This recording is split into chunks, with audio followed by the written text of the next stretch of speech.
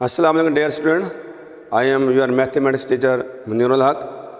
तो आज next revision में हम आ रहे हैं 3 चैप्टर का बाकी 4 से आज रिवाइज करवाने हैं, जिसके अंदर चैप्टर 9 का एक थ्योरम शामिल है। तो ज़ाहिर है कि ये रिवीजन है, तो मैंने अहम क्वेश्चन ही यहाँ सेलेक्ट किए ताकि आपको समझ आ जाए। 3.5 में ये आपके कंपाउंड प्रोपोर्शन की है, यानी इसके अंदर डायरेक्ट और इनवर्स इकट्ठे होंगे। बहुत आसान है, आपने उसकी जो क्वेश्चन है वो समझना है। जिसको वो डायरेक्टली कहेगा उसको ऊपर लिखना है, जिसको वो इन्वर्सली कहेगा वो नीचे लिखना है, और प्रोपोर्शन का साइन आपने डाल देना है। जैसे कि आप देख रहे हैं कि मैंने 3.5 का क्वेश्चन 1 ये स्मार्ट स्लीव शामिल है।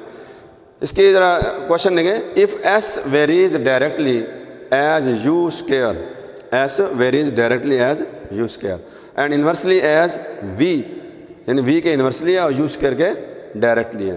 अच्छा, फिर उसने हमें वैल्यू गिवन है, क्योंकि उसने यूज़ किया है, एस यूज़ किया है, वी यूज़ किया है, यू यूज़ किया, 3 वैल्यू यूज़ किए हैं।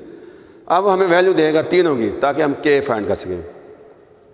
क्या कह रहे हैं जी, S7 हो व्हेन U3 हो V2 हो, यानी ये S7 U3 और V2 हमें के फाइंड करने के लिए इस्तेमाल करेंगे। पहली जो वैल्यू गिवन है वो के लिए होती है। अब दोबारा करें, find the value of S when u is equal to 6 and v is equal to 10। अब बाद में हम देखेंगे s फाइंड करने के लिए हम ये वैल्यू पुट करेंगे, पहले हम k फाइंड करते हैं। देखें उसने क्या किया, s varies directly as use करेंगे। s यहाँ मैंने साइन डाला प्रोपोर्शनलिटी का, वेरीज डायरेक्टली यूज करके यूज के ऊपर, और इन्वर्सली v नीचे लिखा। तो अब ये साइन हटा कर उसने s इक्वल यहाँ k लगा देंगे।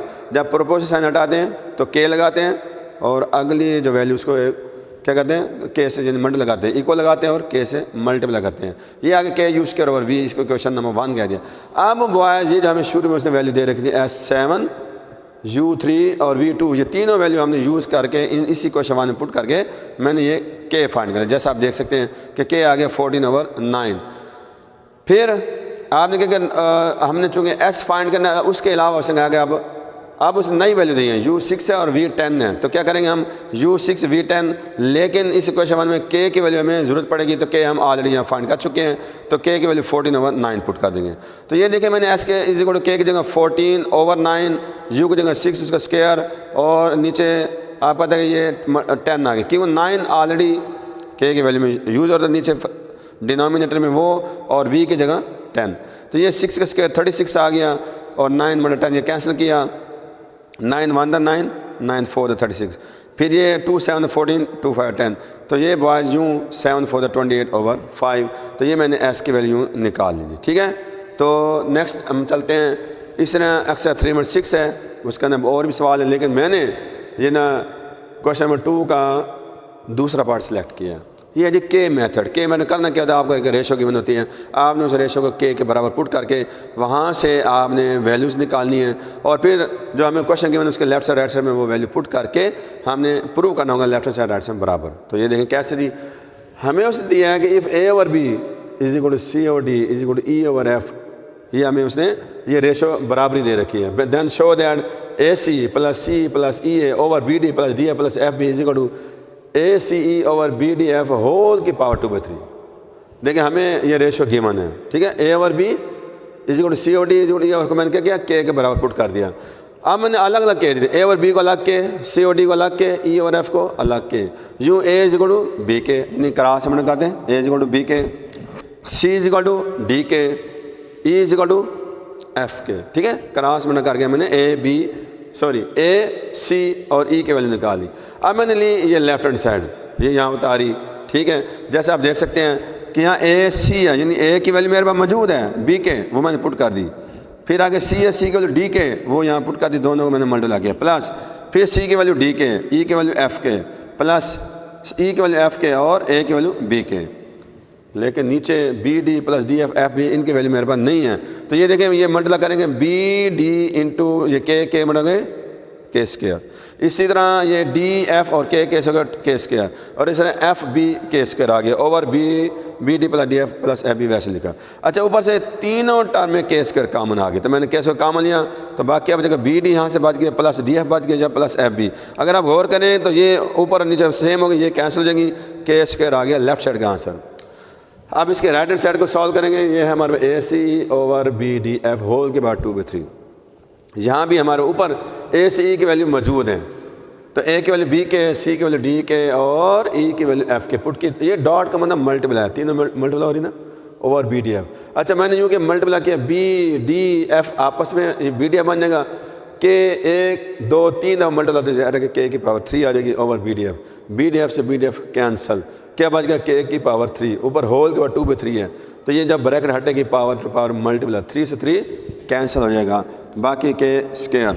आप देखें लेफ्ट साइड का आंसर भी के स्क्वायर, राइट साइड का आंसर भी के स्क्वायर। इसका मतलब है लेफ्ट साइड और राइट साइड आपस में बराबर होगी, तो hence left side equal to right hand side.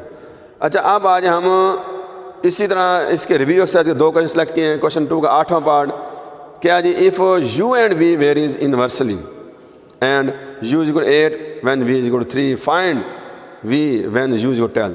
तो डेयर बाज उसी तरह आप देख सकते हैं कि u and v varies inversely है, तो मैंने यूँ क्या u प्रपोर्शन साइन डालकर v चूँकि इनवर्सली तो v को नीचे लिखेंगे 1/v करके, जो इनवर्सली होता है उसको नीचे लिखा जाएगा।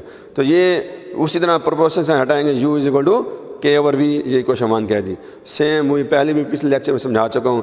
आपने के फाइंड करने के लिए u की वैल्यू 8 और v की वैल्यू 3 यहाँ पुट कर देंगे, जैसे मैंने यहाँ किया है, ठीक है। 8 के ओवर 3, ये 3 8 है 24, के की 24 आ जाएगी। अब मैंने यहाँ फाइंड करना है v, जबकि u 12 है, यानी v फाइंड करना है, u 12 है, के मैं फाइंड कर चुका हूँ, तो u की जगह 12, के की वैल्यू 24 और v फाइंड करना है। ये v और 12 आपस में जगह चेंज कर लेंगे, v इधर आ जाएगा, 12 इधर, 12 2 इधर 24, तो v की वैल्यू 2 आ जाएगी। इसी तरह इसका 14 पार्ट बोर्ड में बहुत दफा आ चुके हैं, बच्चे इसमें मोस्टली गलती करते हैं, बड़ा अहम क्वेश्चन है, ज़रा गौर करें क्या इसका अंदर क्वेश्चन है। सिंपल से छोटा सा क्वेश्चन है, if w proportion to inversely, क्योंकि v स्क्वायर नीचे ना, इफ़ w इनवर्सली पर v square and w is equal 2 when v is equal 3 then find w।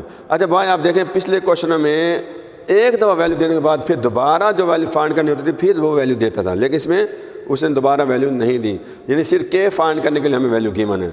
तो w इनवर्सली पर v स्क्वायर लिखा, w इज इक्वल टू के over v square, के proportion के लगा दिया, फिर पुटिंग ये जो वैल्यू गिवन है के फाइंड के लिए, v के w की वैल्यू 2 और v की 3 इन इक्वेशन 1, w का 2 के, v की जगह बेटा 3 पुट किया, ये v का स्क्वायर है 3 का स्क्वायर, ठीक है, 3 का स्क्वायर 9, 9 2 द ये 18 आ जाएगा, ठीक है। अब बच्चे क्या करते हैं, वो दोबारा यानी क्या करें, इसी क्वेश्चन 1 में के को 18 और w और v के दोबारा यही वैल्यू पुट कर देते हैं। ऐसा नहीं करना, वो तो के फाइंड करने के लिए थी, बस उसी का w फाइंड करें तो आपने क्वेश्चन 1 में जस्ट के की वैल्यू पुट कर देनी है, मतलब w इज इक्वल टू के की जगह 18 और v स्क्वायर, यही आंसर है, इसमें मजीद कोई पुटिंग करने की और जरूरत नहीं है, ये दैट्स योर आंसर। जी डेयर बाज अब हमने चैप्टर 9 का जो थ्योरम 2 है उसको डिस्कस करना है, ये भी स्मार्ट सिलेबस में शामिल है। तो देखिए इसकी statement, a straight line drawn from the centre of a circle to bisect a chord. आगे कॉर्ड के बारे में आपको वजाहत कर रहा है कि which is not a diameter. Chord किसे कहते हैं, कार्ड कहते हैं अगर सर्कल को से 2 पॉइंट मिलाने वाला line, that is a card. वो ज़ाहिर है कि वो सेंटर से भी पास हो सकती है, और जो सेंटर से कॉर्ड पास होगा वो डायमीटर होगा, इसलिए उसने पहले ही बता दिया कि ये जो कॉर्ड है वो डायमीटर नहीं है, ताकि कन्फ्यूजन ना हो। फिर कह रहा है इज़ परपेंडिकुलर, कौन परपेंडिकुलर, वो जो हमने सेंटर से लाइन ड्रा की थी, is perpendicular to the chord, वो हमने साबित करनी है कि वो जो सेंटर से लाइन आई है कॉर्ड को बाइसेक्ट करने के लिए, आप साबित करें कि वो एक परपेंडिकुलर है, मतलब वो 90 डिग्री एंगल बना रही है। जी इसमें गिवन क्या है, सिंपल बात है, पहले एक सर्कल बनाया हमने, ये मैंने ए बी कॉर्ड शो किया, ठीक है, और ये सेंटर है, वो सेंटर से मैंने परपेंडिकुलर ड्रा किया, ये हमें गिवन है ओ एम, इस पर बिल्कुल परपेंडिकुलर आ रहा है, जो कि उसने कहा है कि एक लाइन जो कॉर्ड को बाइसेक्ट करी, बाइसेक्ट में हाफ करी उसका, इसका एंगल 1 का नाम दिया, इसका एंगल 2 का नाम दिया। तो अब ये हमारी शक्ल पूरी होगी। अच्छा अब ये क्या, M is the mid point of the any chord A B का एम एक मिड पॉइंट है of a circle with centre at O, यानी एम एक कॉर्ड का मिड पॉइंट है ऐसे सर्कल जिसका सेंटर ओ है जी, where chord A B is not the diameter, ये भी हम वजाहत करेंगे, ए बी है वो डायमीटर नहीं है, मतलब वो सेंटर से पास नहीं हो रहा है कॉर्ड वो ऑफ द सर्कल। प्रूव क्या करना है कि ये जो ओ एम है is perpendicular to the chord A B, मतलब ये उस ओ एम जिस पर क्या करना है, 90 90 का एंगल बना दो, ये 1 भी 90 का प्रूव करना है, 2 का भी 90 का। कंस्ट्रक्शन क्या किया हमने, ज्वाइन ए एंड बी। अच्छा ये वो है, ये जो ओ को ए से और ओ को बी से, ये कंस्ट्रक्शन हमारी, हाँ ना, कंस्ट्रक्शन डॉटेड में होते हैं, लेकिन बुक वाले पूरी लाइन ड्रा की तो कोई बात नहीं, हमने ओ को ए से मिला दिया, ओ को बी से, हमारी कंस्ट्रक्शन आ गई। और एंगल 1 और 2 हमने यहाँ नाम दी थी। करना यूँ है बॉय, ये 2 ट्रायंगल हैं, सिंपल सी बात। आपने दोनों ट्रायंगल क्रॉस पर लेकर दोनों ट्रायंगल काउंट प्रूव करने हैं, वो आप पता है कि कैसे काउंट करते हैं, 9th 10th से बड़े माहिर हो चुके हैं। तो जब दोनों ट्रायंगल काउंट हो जाएंगी तो एंगल 1 और 2 दोनों आप पता है कि काउंट हो जाएंगे करस्पॉन्डिंग एंगल की वजह से। जब एंगल 1 और 2 दोनों बराबर हैं और इनका सम लेने से पूरी ए बी लाइन एक सीधी लाइन हासिल होती है। 2 एंगल जब ऐड कर सीधी लाइन हासिल होती है, उन दोनों का सम 180 होता है। और चूँकि एंगल 1 और 2 बराबर होंगे, 2 एंगल जो बराबर भी हों, सम भी 180 तो ज़ाहिर हो 90 90 हो जाएंगे। ये हमारा काम है, पहला काम इन दोनों की करस्पॉन्डेंस लेंगे। तो ये देखिए मैंने स्टेटमेंट रीजन में इन क्रॉस में ले रहा हूँ ट्रायंगल ओ ए एम और ओ बी एम की करस्पॉन्डेंस। ट्रायंगल को काउंट प्रूव करने के लिए हमारा क्या होता है, या तो हम कोई से 2 साइड और 1 एंगल काउंट प्रूव कर दें, या कोई से 2 एंगल और 1 साइड, या तीनों साइड काउंट प्रूव कर दें तो ट्रायंगल काउंट हो जाती है। देखते हैं हमारे क्या क्या मैंने। पहली बात यह कि ये जो सेंटर से लेकर बाउंड्री तक ये लाइन होती है इसे बोलते हैं हम रेडियस। और एक ही सर्कल जितने भी रेडियस से बराबर होते हैं, तो आप देख सकते हैं ये ओ ए और ओ बी दोनों क्यों बराबर हैं, एक ही सर्कल के रेडियस हैं। रेडियस के प्लूरल होते हैं radii, radio of the same circle. फिर आप देखें गिवन हमसे कहा था कि एम में एक मिड पॉइंट, अगर एम मिड पॉइंट है ए बी का, तो इसका मतलब है ए एम और बी एम उसके हाफ ऑफ हिस्से होंगे। तो लिहाजा ए एम इस ट्रायंगल में आ रहा है, बी एम इस ट्रायंगल में आ रहा है, तो ए एम और बी एम भी आपस में बराबर, ये गिवन स्टेटमेंट मुताबिक। अच्छा जी, 2 साइडें होंगी काउंट। अब हम कोई और चीज़ लेते हैं, ये देखें ओ एम जो है इन दोनों में, ये ओ एम साइड इस ट्रायंगल का भी हिस्सा है और ओ एम ट्रायंगल इस ट्रायंगल में हिस्सा है जी, यानी ये दोनों में कॉमन है जी। तो हम कह सकते हैं ओ एम उसका भी वही ओ एम कॉमन। तो आप ज़रा गौर करें, 3 साइडें हमने काउंट प्रूव कर दी, तो हम कह सकते हैं कि ट्रायंगल ओ ए एम और ट्रायंगल ओ बी एम आपस काउंट हैं। वजह side side side count, side side side, यानी इसकी भी तीनों साइडें काउंट है, तो ये आपस में काउंट हो जाएंगे। जब ट्रायंगल काउंट हो तो हम कह सकते हैं कि इसका एंगल 1 और इसका एंगल 2 काउंट। वजह क्योंकि एंगल 1 और 2 इसके क्रॉसपॉन्डिंग एंगल बनते हैं, ठीक है, क्रॉसपॉन्डिंग एंगल। जैसे इसका ये एंगल 1 है वैसे उसका एंगल 2 है। जैसे एंगल ए का क्रॉस एंगल बी बनेगा, इस तरह एंगल 1 का 2 बनेगा, तो ये एंगल 1 और 2 आपस में बराबर हो गए। अब आप ये देखिए, ये ए भी एक स्ट्रेट लाइन हासिल हो रही है, सीधी लाइन 180 की होती है। इसका मतलब एंगल 1 और 2 को जब ऐड करूँगा तो ये एक सीधी लाइन 180 की बनेगी। इसलिए एंगल 1 + 2 में कह सकता हूँ कि ये ए एम बी एक एंगल बन रहा है वो 180 डिग्री का। अब 2 एंगल हों भी बराबर, सामने 180 तो ज़्यादा 90 90 के होंगे, तो लिहाजा हम कहते हैं एंगल 1 और 2 90 के हैं। तो अगर ये 90 90 है तो फिर ओ एम परपेंडिकुलर हुआ, और ये हमारा 2 प्रूफ था, तो हमने कह दिया O M perpendicular to A B. तो डेढ़ बाद आपका ये लेक्चर पूरा आपने अच्छी तरह से घर में रिवीजन करनी है अच्छी तरह है, और कोई मसला हो तो फिर भी आप मुझसे कॉन्टैक्ट कर सकते हैं, ठीक है। ओके, अल्लाह हाफिज़।